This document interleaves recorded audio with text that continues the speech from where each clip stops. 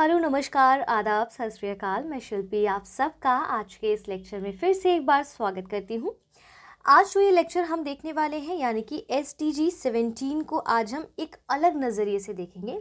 कल के लेक्चर में जो हमने देखा था SDG, उसमें हमने ट्रिक समझा था कि हम कैसे इसको याद कर सकते हैं। फाइन, आज हम देखेंगे कि कैसे इसका यूज़ हम मेंस आंसर राइटिंग में, चाहे वो UPSC हो चाहे वो स्टेट PCS हो, कैसे हम उसमें इसका मेंशन कर सकते हैं, कैसे इसका इस्तेमाल कर सकते हैं और कैसे SDGs के थ्रू हम रेडीमेड अपना आंसर रेडीमेड आंसर निकाल के रख सकते हैं। ठीक है, कंक्लूजन बनाकर रख सकते हैं, इसका इंट्रो बनाकर रख सकते हैं, या मान लीजिए पर्टिकुलर टॉपिक आता है तो उसमें किस SDG का हम यूज़ करेंगे, इस तरह से पहले से हम चीज़ों को वहाँ पर रख सकते हैं। लेकिन जैसा कि मैंने कहा, सस्टेनेबल डेवलपमेंट गोल्स को समझने के लिए आज के इस लेक्चर में स्पेसिफिकली आपको सिलेबस का पता होना अनिवार्य है। यदि आपको सिलेबस नहीं पता है, अपना पाठ्यक्रम नहीं पता है, तो कोई चिंता करने की बात नहीं। अपना पाठ्यक्रम सामने निकाल लीजिए, जो मैं बताती जाऊँ उस पर टिक करते रहिए, और जब उस तरह के टॉपिक पढ़िए तो पहले से उसमें नोट डाउन करके अपनी बुक में या किसी आंसर राइटिंग के थ्रू या किसी पेज में लिखकर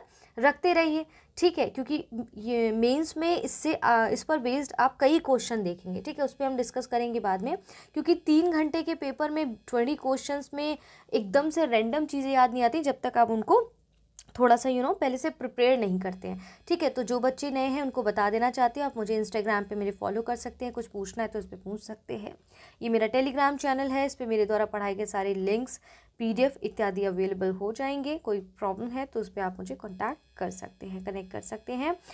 यहाँ पर बात करते हैं 17 गोल्स। हमने देखा था कैसे ट्रिक है, सबको समझ लिया। अब मेन मुद्दे पे यहाँ पर आते, हमने ये समझा कि ऐसे 17 लक्ष्य हैं, 169 उसके उद्देश्य हैं, उज्जवल भविष्य की ओर की बात करता है। वो सारी चीज़ें हम कल देख चुके हैं, तो अभी उसमें रिपीटेशन की ज़रूरत नहीं है। फाइन, अब पहला जैसे कहता है नो पॉवर्टी की बात करता है, तो हमने इसको ट्रिक्स से समझा था कैसे याद करना। आज हम यहाँ देख रहे हैं कि जो नो पॉवर्टी का जो SDG है, ठीक है, नो पॉवर्टी जो SDG है वो क्या कहता है, हमने वो देखा। अब हम देखते हैं कि GS पेपर, यहाँ पर GS पेपर बोलूँगी मतलब GS journal studies paper 1, paper 2, paper 3, paper 4 की बात करेंगे। तो पेपर 1 पेपर 2 बोलूँ तो मतलब GS पेपर 1, पेपर 2 बोलूँ तो GS पेपर 2, पेपर 3 बोलूँ तो GS पेपर 3, उस तरह से हम समझेंगे। ठीक है, तो यहाँ पर GS पेपर 1 में देखेंगे आप, जब इंडियन सोसाइटी, अगर हम स्पेसिफिक बात करें, पहली चीज़ याद रखनी है, SDG का सिर्फ इंडियन सोसाइटी से लेना देना नहीं है। पूरे सिलेबस में, चाहे वो ऐसे का कॉन्सेप्ट हो, चाहे वो GS पेपर की बात हो, किसी भी पेपर की बात हो, सब में ये इस्तेमाल होगा। वो कैसे होगा वो आज हम यहाँ सीख रहे हैं। तो सिर्फ इंडियन सोसाइटी से रिलेट करके नहीं पढ़ना है। अब GS पेपर 1 में आप देखेंगे SDG 1 का कैसे इस्तेमाल करना है। जैसे गरीबी का एक टॉपिक आपने पढ़ा है, भुखमरी के बारे में वहाँ पर पढ़ा है, या गरीबी विकासात्मक मुद्दे आप देखेंगे आपके सिलेबस में दिया गया GS पेपर 1 में। ठीक है, तो GS पेपर 1 में गरीबी और भुखमरी, ठीक है, गरीबी और भुखमरी को लेकर वहाँ पर आपने पढ़ा है। GS पेपर 1 में आपका इस SDG का प्रयोग आप यहाँ पर मेंशन कर सकते हैं। प्रयोग इन द सेंस कि अपनी आंसर राइटिंग में रेडीमेड आंसर जब आप लिखेंगे ना, तो कैसे इसका इस्तेमाल करना है ये आपको यहाँ पर ध्यान रखना होगा। ठीक है, GS पेपर 2 में जब आप आते हैं बच्चों, तो वहाँ पर भी देखेंगे सोशल जस्टिस में आप देखते हैं, जिसमें हम जो सोशल जस्टिस, इसमें तो GS पेपर 1 में इंडियन सोसाइटी के अंतर्गत गरीबी और भुखमरी के टॉपिक में, यानी कि गरीबी विकासात्मक मुद्दे के अंतर्गत SDG 1 का आप प्रयोग कर सकते हैं। ठीक है, और GS पेपर 2 में भी आप देखेंगे भुखमरी, ठीक है, भुखमरी का वहाँ पर भी टॉपिक है और गरीबी का भी, क्योंकि उसमें सोशल जस्टिस के अंतर्गत भी वहाँ पर दिया गया, तो इसके अंतर्गत भी आप यहाँ पर, और GS पेपर 1 GS पेपर 2 के इन 2 टॉपिक्स में SDG 1 का प्रयोग कर सकते हैं। ठीक है, अब जब आते हैं जीरो हंगर यानी कि SDG 2, तो SDG जो 2 है आपका, आप देखेंगे पेपर 2, ठीक है, P2 लिख दे रहे हैं यहाँ पर। पेपर 2 के अंतर्गत आपका एक विषय, जैसे मैंने बताया, गरीबी भुखमरी, यहाँ पर लिख दूँ गरीबी, ठीक है, गरीबी हो गया, भुखमरी हो गया, ठीक है, कुपोषण हो गया, ये सब लिखते रहिए। गरीबी हो गया, कुपोषण हो गया, भुखमरी हो गया, और दूसरा क्या है आपका, खाद्य आपूर्ति। ये देखिए आपके उसमें सिलेबस में लिखा हुआ है, कहीं मैं अपनी मर्जी से नहीं बता रही हूँ। खाद्य आपूर्ति, तो पेपर नंबर 2 में आपको इन टॉपिक से रिलेटेड जब भी कोई प्रश्न आएगा या फिर आप यहाँ पर देखेंगे तो एसडीजी जो है 2 का प्रयोग करेंगे, यानी कि जब इस तरह के टॉपिक आपको वहाँ पर मिलेंगे तो वहाँ पर आप इस एसडीजी 2 का मेंशन कर सकते हैं उसकी आंसर राइटिंग में, ठीक है। किसमें? पेपर नंबर 2 के अंतर्गत ये टॉपिक्स आपके आते हैं। पेपर 3 जीएस पेपर 3 में यदि आप देखेंगे तो वहाँ पर एक लिखा है फूड प्रोसेसिंग इंडस्ट्री की बात करता है, फूड प्रोसेसिंग इंडस्ट्री की बात करता है, ठीक है। तो उसके अंतर्गत भी जब इस तरह से प्रश्न इससे रिलेटेड आएंगे तो एसडीजी 2 का वहाँ पर मेंशन आप कर सकते हैं। तो यहाँ पर क्या समझा हमने अभी तक कि कैसे मेंस आंसर राइटिंग में आपके सिलेबस में कोई प्रश्न उससे इर्द गिर्द आता है तो कौन से एसडीजी का प्रयोग उस सिलेबस के कुछ प्रश्न में कैसे कर सकते हैं, यहाँ पर आपको मैंने बताया, ठीक है। हमने जो टॉपिक्स पढ़े उसमें भी समझाने का प्रयास किया था।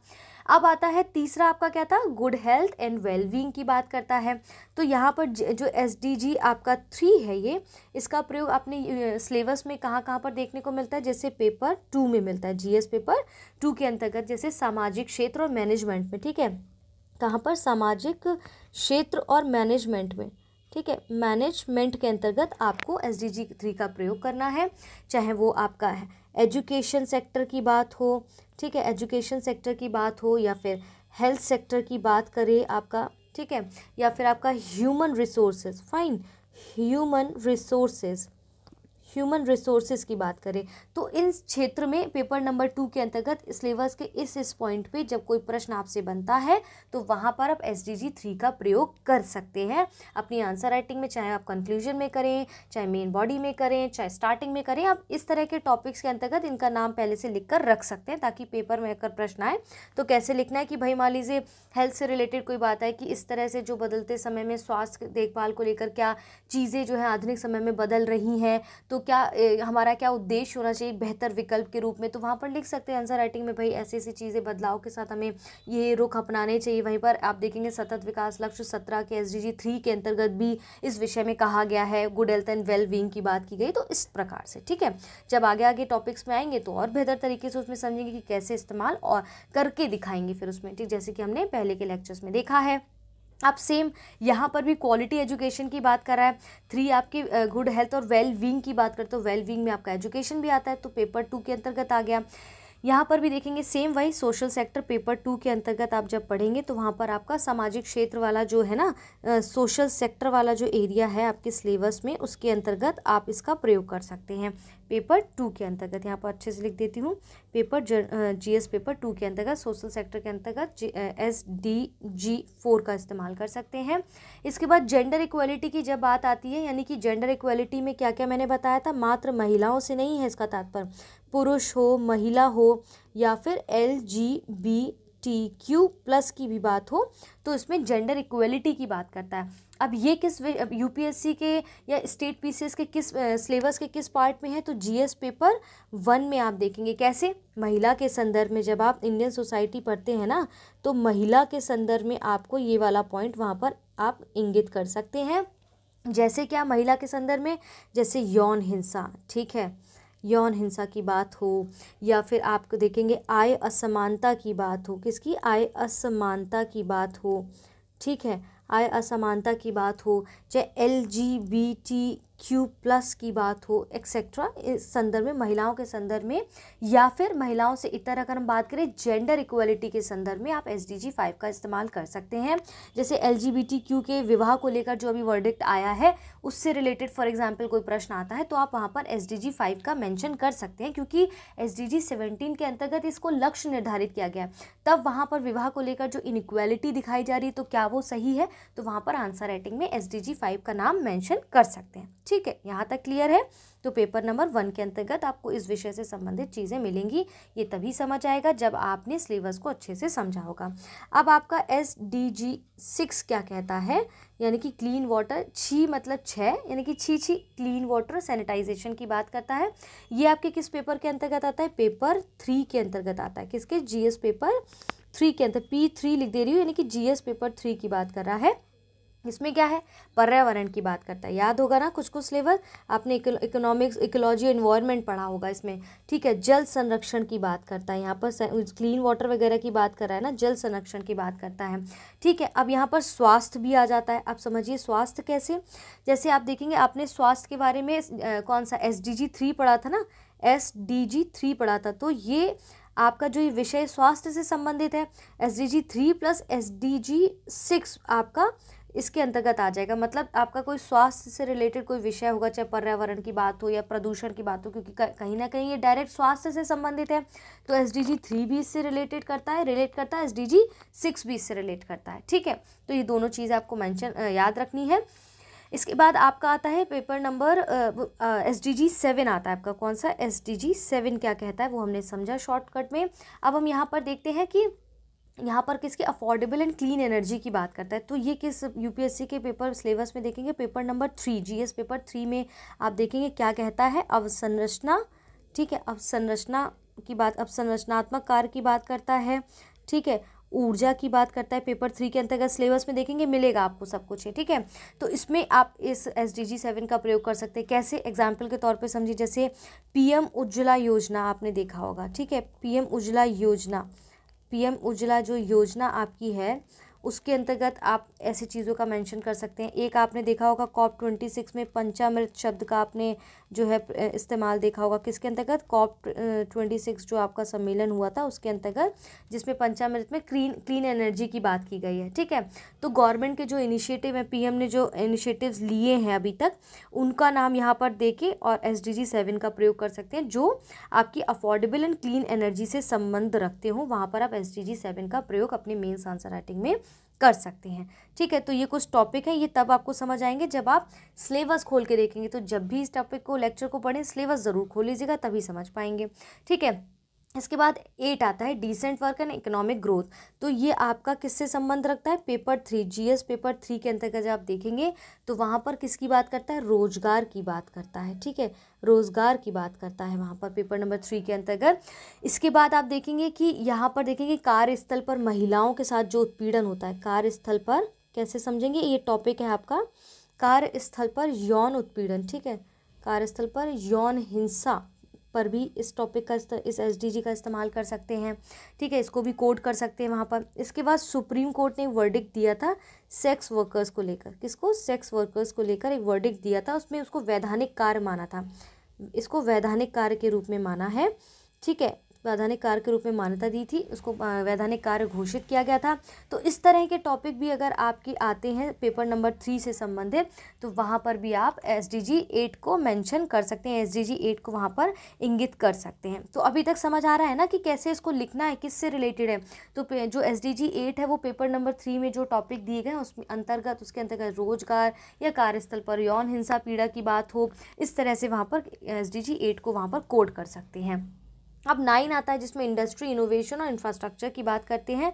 ये आपका किसके अंतर्गत, किस सिलेबस के किस पार्ट में देखता है, तो पेपर नंबर 1 आपका क्या कहता है, इंडस्ट्री की बात करता है, उद्योग की बात करता है। तो उद्योग मात्र आपका सिर्फ देखेंगे कि ज्योग्राफी के सेक्शन में आपको देखने को मिलेगा, ठीक है, ज्योग्राफी के सेक्शन में आप देखेंगे तो वहाँ पर इंडस्ट्री की बात करता है, तो उससे रिलेटेड कहीं भी प्रश्न आता है तो आप SDG 9 का मेंशन कर सकते हैं, ठीक है। इसके साथ पेपर नंबर 3 किसकी बात करता है, इनोवेशन की बात करता है। वहाँ पर आपसे इकोनॉमिक्स की बात की गई ना, तो वहाँ पर किसकी, नवाचार की बात करता है, ठीक है, इनोवेशन की बात करता है। तो इस तरह के प्रश्न अगर आते हैं आपके पेपर नंबर 3 के अंतर्गत नवाचार से रिलेटेड, तो वहाँ पर भी आप SDG 9 का प्रयोग कर सकते हैं। क्लियर है यहाँ तक, ठीक है, यहाँ तक समझ आ गया। चलिए अब हम आगे बढ़ते हैं, 10th अपने SDG पर जाते हैं। तो 10वां SDG आपका क्या कहता है, यहाँ पर रिड्यूस इनइक्वालिटी की बात करता है। तो यहाँ जेंडर इनइक्वालिटी नहीं है, रिड्यूस्ड इनइक्वालिटी है, तो ये आर्थिक असमानता को दर्शाता है। तो ये आप देखेंगे पेपर नंबर 3 में भी आपको देखने को मिलेगा, ठीक है। IR का कोई पोर्शन इस तरह से लिख रहे हो तो उसमें आप मेंशन कर सकते हैं इस तरह से, जैसे आर्थिक असमानता की यहाँ पर हम देखते हैं बात क्या करते हैं, आर्थिक असमानता में, आर्थिक असमानता कैसे अभी समझाते हैं। आर्थिक असमानता की बात जो करता है उसके अंतर्गत आप रिड्यूस इनइक्वालिटी की बात कर सकते हैं, जैसे विकसित देश हो गया, विकासशील देश हो गया, या अल्पविकसित देश हो गया, ठीक है, या अन्य देशों के मध्य की जो नॉर्थ और साउथ डिवीज़न होता है उसके संदर्भ में आप यहाँ लिख सकते हैं। फॉर एग्जांपल जैसे ऑक्सफोम के अंतर्गत क्या है कि भारत में आय असमानता की बात की जाती है, आर्थिक या हम कह सकते हैं आय असमानता, जेंडर इक्वालिटी को लेकर हो या देशों के बीच की बात हो, तो इस तरह से वहाँ पर भी SDG 10 का इस्तेमाल कर सकते हैं, जहाँ पर आर्थिक असमानता चाहे वो बड़े लेवल पर देशों के बीच की बात कर रहे हैं, ठीक है, नॉर्थ साउथ डिवीजन की बात कर रहे हैं, नॉर्थ साउथ वो नहीं, नॉर्थ के जो जितने देश है, साउथ के जो जितने देश इत्यादि आते हैं, उसमें कैसे हम SDG 10 का इस्तेमाल कर सकते हैं। क्लियर है। SDG 4 अगर हम बात करें, सॉरी SDG 11 की अगर हम बात करें, तो यहाँ पर क्या कहता है, सस्टेनेबल सिटीज़ एंड कम्युनिटीज़ की बात करता है। तो ये ये जो आपका विषय है वो आपके GS पेपर में कहाँ पर आता है, जैसे पेपर नंबर 1 शहरीकरण की बात करता है, कहाँ पर, इंडियन सोसाइटी के अंतर्गत शहरीकरण की बात करता है। मात्र उसमें नहीं, हम उसमें देखेंगे और डिज़ास्टर मैनेजमेंट में भी, तो शहरीकरण और उसकी समस्याएं, ठीक है, इनसे रिलेटेड जो भी आप देखेंगे विषय होंगे या प्रश्न आएंगे, तो उसमें आप SDG 11 का इस्तेमाल कर सकते हैं।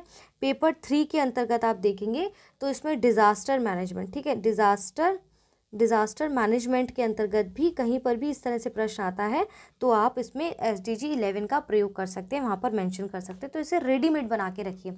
यहाँ पर ये सब पढ़ाने का तात्पर्य ये है कि आप पहले से, आपको पता है कि किस पेपर के साइड में ये आएगा, पेपर के किस पोर्शन में आएगा, तो पहले से लिख कर रख लीजिए भाई ये SDG इसके अंतर्गत आएगा। और यहाँ पर शॉर्टकट बता रही हूँ मैं आपको, पेपर 3 में जाके इस टॉपिक को सर्च करिए, वहाँ पर नाम लिखिए और लिखिए SDG इसके अंतर्गत आएगा, लिस्ट बनाइए और मुझे लिख के भेजिए अपने आंसर, उसमें एक लिस्ट में कैसे आपने बनाने की कोशिश की है।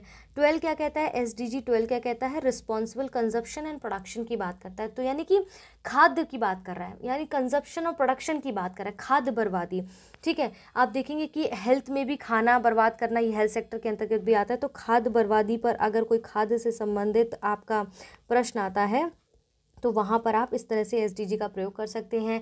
या फिर आप देखें प्लास्टिक यूज़, जैसे आप पर्यावरण से भी तो रिलेटेड हम कर सकते हैं ना इसमें, जैसे कितना अंधाधुंध प्लास्टिक का यूज़ हो रहा है, जहाँ पर बॉटल्स बनाने की ज़रूरत नहीं है वहाँ पर छोटी छोटी बॉटल्स को बना के बेचा जा रहा है। ये फिर एथिक्स में पेपर नंबर 4 में भी आप इसका इस्तेमाल कर सकते हैं। आप पूछिए कैसे, वहाँ पर उपभोक्तावादी, कैसे उपभोक्तावादी आपसे वहाँ पर संस्कृति पर प्रश्न बनता है, ठीक है, कंज्यूमिंग जो कल्चर है, उपभोक्तावादी संस्कृति की जब बात की जाती है तो बात की जाती है तो इसको बताना पड़ेगा आपको। SDG 12 का वहाँ पर मेंशन कर सकते हैं। एथिक्स में आपसे उपभोक्तावादी संस्कृति की अगर बात की जाती है तो इस तरह से क्या है, खाद्य से रिलेटेड हो गया, प्रोडक्शन से रिलेटेड हो गया, वहाँ पर आप इस तरह से चीज़ों का प्रयोग कर सकते हैं। आप बताइएगा ये UPSC के सिलेबस में किस GS पेपर में आपको खाद्य से रिलेटेड या पर्यावरण से रिलेटेड भी प्लास्टिक यूज़ का भी कैसा एक प्रयोग हम मतलब ज़रूरत नहीं है फिर भी हम उसका कंजप्शन कर रहे हैं तो वहाँ पर आप यूज़ कर सकते हैं। इसके बाद नेक्स्ट मूव करते हैं, क्लाइमेट एक्शन की बात करता है आपका SDG 13 बात करता है, माफ़ी चाहती हूँ शोर के लिए, ठीक है। तो आपका पेपर नंबर 3 GS पेपर 3 किसकी बात करता है, पर्यावरण संरक्षण की बात करता है। सिलेबस नहीं देखा होगा तो सब ऊपर से निकल रहा होगा। पर्यावरण संरक्षण की बात करता है, ठीक है, जलवायु परिवर्तन की बात करता है आपका पेपर नंबर 3, फाइन। उसके अंतर्गत इसके बाद आप देखें पर्यावरण प्रदूषण का, पर्यावरण प्रदूषण प्रभाव क्या है उसकी भी बात करता है, ठीक है, प्रभाव देखेंगे क्या नेगेटिव इम्पैक्ट है इसका, ठीक है। अब इसके साथ है पर्यावरण प्रदूषण, फॉर एग्जांपल जैसे अब ये आपका किस में पेपर 3 में तो है ही ये, इसके बाद ज्योग्राफी के संदर्भ में भी आप इसको मेंशन कर सकते हैं इन टॉपिक से रिलेटेड, साथ ही इकोलॉजी इन्वायरमेंट में भी कर सकते हैं, ठीक है, इकोलॉजी इन्वायरमेंट में भी कर सकते हैं। इवन जब जो इकोनॉमिक्स का प्रश्न आता है ना, कुछ आपके पर्यावरण से संबंध करता है या कुछ इस तरह की चीज़ें आती हैं जो आपके क्लाइमेट के इर्द गिर्द घूम रही हों, वहाँ पर आप SDG 13 का इस्तेमाल कर सकते हैं, वहाँ पर SDG 13 को आप ऐसे मेंशन कर सकते हैं, ठीक है। अब लाइफ बिलो वाटर 14 की क्या बात करता है, इसमें GS पेपर आप देखेंगे किसके अंतर्गत आता है, GS पेपर 1 में आप ज्योग्राफी के अंतर्गत इसका मेंशन कर सकते हैं, ठीक है। GS पेपर 3 जो है वो आपका क्या कहता है, प्रवाल भित्ति की कहीं ना कहीं बात करता है उसमें। GS पेपर 3 के सिलेबस में देखेंगे तो समझेंगे प्रवाल भित्ति के से रिलेटेड, क्योंकि वाटर की बात कर रहा है तो यहाँ पर आप GS पेपर 3 में भी इसका मेंशन कर सकते हैं, ठीक है। आप देखेंगे कि कैसे पानी को सेव करना हमारी जिम्मेदारी है। मरीन पॉल्यूशन पर भी आप यहाँ मरीन पॉल्यूशन का अगर आता है कुछ क्योंकि अंडर वाटर की बात करता है ना, मरीन पॉल्यूशन की बात होती है तो भी आप वहाँ पर SDG 14 का इस्तेमाल कर सकते हैं। समुद्री संसाधन की अगर बात आती है, ठीक है, किसकी, समुद्री संसाधन की बात आती है, समुद्री संसाधन की बात आती है तो भी SDG 11 का आप प्रयोग कर सकते हैं। तो इस तरह से इन टॉपिक्स में SDG जहाँ पर अंडर वाटर या बिलो वाटर की बात होती है तो वहाँ पर SDG 14 आप मेंशन कर सकते हैं। Next, last not the least, अब यहाँ 15 लाइफ ऑन लैंड की बात करता है। तो लाइफ ऑन लैंड मतलब पृथ्वी पर जीवन, तो यहाँ पर क्या क्या हो सकता है पृथ्वी पर जीवन के, हमें वन्य जीव संरक्षण की बात करते हैं, जैसे GS पेपर 3 क्या कहता है, यहाँ पर वन्य जीव संरक्षण की बात करता है। ठीक है, वन्य जीव संरक्षण की बात करता है। ठीक है, तो यहाँ पर आप इस तरह से कोई प्रश्न बनता है तो वहाँ लिख सकते हैं। प्रदूषण की बात करता है, ठीक है, प्रदूषण की बात करता है तो इसमें प्रदूषण की बात जब करेगा तो यहाँ पर इस तरह से आप देख सकते हैं। ठीक है, बायोडाइवर्सिटी की बात करेगा तो भी बायोडाइवर्सिटी से रिलेटेड कोई प्रश्न आएगा तो भी आप वहाँ पर मेंशन कर सकते हैं। ठीक है, जैसे जल का निम्नीकरण, यहाँ पर जो देखेंगे लैंड डिग्रेडेशन की बात करता है, जल का निम्नीकरण, भूमि का निम्नीकरण, इस पर भी आप इसको कोट्स कर सकते हैं। ठीक है, देखेंगे कि कैसे मानव और वन्यजीव संघर्ष जो चलता है, मानव प्लस वन्यजीव संघर्ष, मानव वन्यजीव संघर्ष जो चलता है, यानी कि मानव वन्यजीव संघर्ष के समन्वय स्थापित करने में भी अगर इस तरह से कोई टॉपिक आता है, कैसे मानव और वन्यजीव के बीच को जो संघर्ष होता है उसमें कैसे समन्वय स्थापित करें, उस संदर्भ में भी प्रश्न बनता है तो वहाँ पर SDG 15 को आप वहाँ पर मेंशन कर सकते हैं। ह्यूमन एनिमल कॉन्फ्लिक्ट की बात होती है ना, कहने का तात्पर्य कि GS पेपर 3 में देखेंगे जहाँ पर पर्यावरण की बात होती है, इन्वायरमेंट की बात होती है, इकोलॉजी की बात होती है, बायोडाइवर्सिटी की बात होती है, उस संदर्भ में जहाँ पर भी पृथ्वी पर जीवन की अगर बात है, चाहे वो प्रदूषण से संबंधित हो या बायोडाइवर्सिटी से संबंधित, तो मानव और वन्यजीव के बीच का जो संघर्ष एक देखा जाता है उससे संबंधित हो, ऐसे में भी आप इसका मेंशन कर सकते हैं। मतलब पूरे पेपर में एटलीस्ट 3-4 क्वेश्चन तो आपको मिलेंगे जहां पर ऐसी चीज़ों का इस्तेमाल कर सकते हैं और उसको लर्न करने की जो ट्रिक है उसको उसी वे में याद करेंगे और फिर आसानी से आप इसको मेंशन कर सकते हैं। इसके लिए सिलेबस का पता होना अनिवार्य है। अब नेक्स्ट आते हैं 16 क्या कहता है, peace, justice and strong institution की बात करता है, यानी कि सिक्योरिटी, सुरक्षा। ठीक है, इंटरनल सिक्योरिटी के अंतर्गत जब सिक्योरिटी वाला पार्ट पढ़ेंगे ना, उसमें जैसे उग्रवाद पढ़ेंगे आप, ठीक है, या पेपर 3 में आपका आएगा। ठीक है, उग्रवाद की बात पढ़ेंगे, टेररिज्म की बात करेंगे, आतंकवाद की बात करेंगे। भाई कहाँ पर आपको पीस चाहिए, आतंकवाद की बात करेंगे। ठीक है, आतंकवाद की बात करेंगे या फिर संप्रदायवाद की बात करेंगे, संप्रदायवाद की बात करेंगे आप। जस्टिस में जैसे नक्सलवाद की बात करेंगे, नक्सलवाद की बात करेंगे आप। ठीक है, हेट क्राइम की जब आप बात करेंगे उसके अंतर्गत किसमें सिलेबस में दिया गया, हेट क्राइम की बात की जाएगी या न्याय में देरी की बात की जाएगी, ये आपके सब सिलेबस में दिया गया है। पेपर नंबर 3 के अंतर्गत देखिएगा, न्याय में देरी की बात की जाएगी या फिर केस पेंडिंग पर भी आप कोट कर सकते हैं। कोई केस वगैरह पेंडिंग है उस पर कोई प्रश्न इस तरह से आता है तो वहाँ पर भी आप पेपर नंबर 3 या फिर इसको अलग तरीके से समझें तो यहाँ पर भी आप 16 का प्रयोग कर सकते हैं SDG का। ठीक है, ये सारी चीज़ें यहाँ पर भी केस पेंडिंग के अंतर्गत सिक्योरिटी की बात है, टेररिज्म की बात है, संप्रदायवाद की बात है, जस्टिस की बात है, नक्सलवाद के बारे में बात बोला जाए या हेट क्राइम को लेकर कोई बात आती, जस्टिस में कोई देरी होती, तो इस तरह के टॉपिक्स पर अगर कोई प्रश्न बनता है तो आप पेपर 3 में भी देखेंगे कई सारे ऐसे टॉपिक मिलेंगे। उसके इतर भी अगर कोई ऐसा प्रश्न आता है तो आप वहाँ पर SDG 16 को मेंशन कर सकते हैं। यहाँ तक क्लियर है। इसके बाद 17 क्या कहता है, पार्टनरशिप फॉर द गोल्स, जो भी 16 आपके उद्देश्य लक्ष्य लिए गए उनको पूरा करने का जो हमारा एक गोल है वो पूरा होना चाहिए। तो यहाँ पर आप UN से रिलेटेड या फिर UNFCCC से रिलेटेड या फिर COP26 में जैसे बात की गई थी अभी, उदाहरण के लिए साझेदारी की आवश्यकता की बात की गई थी, वहाँ पर आप मेंशन कर सकते हैं। ठीक है, सोसाइटी पर कोई प्रश्न बनता है, सोसाइटी पर कोई भी प्रश्न, क्योंकि सोसाइटी में सारे टॉपिक्स आपके कवर होते हैं मोस्ट प्रॉब्ली। ठीक है, सोसाइटी पर कोई प्रश्न बनता है वहाँ आप ऐसे इसे मेंशन कर सकते हैं। ग्लोबल पार्टनरशिप की जब बात आती है, किसकी, ग्लोबल पार्टनरशिप की। ठीक है, ग्लोबल पार्टनरशिप की बात आती है, वैश्विक साझेदारी की बात आती है, तो वहाँ पर आप इस तरह से SDG 17 का प्रयोग कर सकते हैं। ठीक है, अब इसमें क्या, ग्लोबल पार्टनरशिप में जो आगे प्रमोट करें उसमें 17 को कोट कर सकते हैं, वहाँ पर यहाँ पर SDG 17 को कोट कर सकते हैं जब ग्लोबल पार्टनरशिप की किसी विषय पे बात आती है।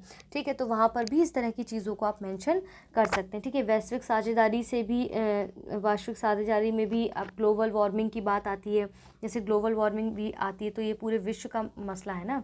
ग्लोबल वार्मिंग की जब बात आती है तो ये ना केवल पर्यावरण का बल्कि पूरे विश्व की बात होती है। क्लाइमेट की जब भी बात होगी तो पूरे विश्व या पूरे पृथ्वी ग्रह की बात होगी, तो वहाँ पर सबकी साझेदारी ज़रूरी हो। तो इस तरह से रिलेटेड कोई अगर टॉपिक से प्रश्न बनता है तो वहाँ पर आप SDG 17 को मेंशन कर सकते हैं। यहाँ तक क्लियर है? क्योंकि अब बहुत स्पष्ट तरीके से मैंने समझा दिया है, लिख दिया है, तो ये मैं आपको यही वाला PDF फॉरवर्ड कर दूँगी ताकि आप इसको देख के लिख सकें। और आई होप कल वाले टॉपिक को यानी SDG 17 की ट्रिक को और आज को साथ में पढ़ेंगे तो बहुत बेहतर तैयार हो जाएगा। इसकी एक लिस्ट बना लीजिए, 1 से 2 पेज में पूरा मेंशन कर लीजिए, लेकिन सिलेबस को प्लीज़ सामने रख के ही पढ़िएगा, तब आप बहुत बेहतर समझ पाएंगे। और कुछ नई चीज़ें ऐड ऑन हो तो मुझे भी बताइएगा। यहाँ पर वैसे मैंने हिंदी में भी मेंशन किया है, इंग्लिश में भी है। तो फिलहाल के लिए आज की इस वीडियो में इतना ही रखते हैं। आप मेरी वीडियोस को लाइक करना बिल्कुल ना भूलें, मेरे चैनल को सब्सक्राइब करना ना बिल्कुल भूलें, वीडियोस को शेयर करना बिल्कुल ना भूलें। अपना ध्यान रखिए, अपनों का ध्यान रखिए, निरंतर वीडियोस को देखिए, स्किप मत करिए। चाहे जितने भी फेस्टिवल्स हो उनको एंजॉय करिए और 20, 25, 30 मिनट का वीडियोस को भी साथ में देखते रहिए। अपने स्वास्थ्य का बहुत ध्यान रखिए क्योंकि स्वस्थ शरीर में ही स्वस्थ मस्तिष्क निवास करता है। फिलहाल के लिए आज के इस वीडियो में इतना ही। जल्द मिलते हैं एक और नए टॉपिक के साथ, तब तक के लिए धन्यवाद।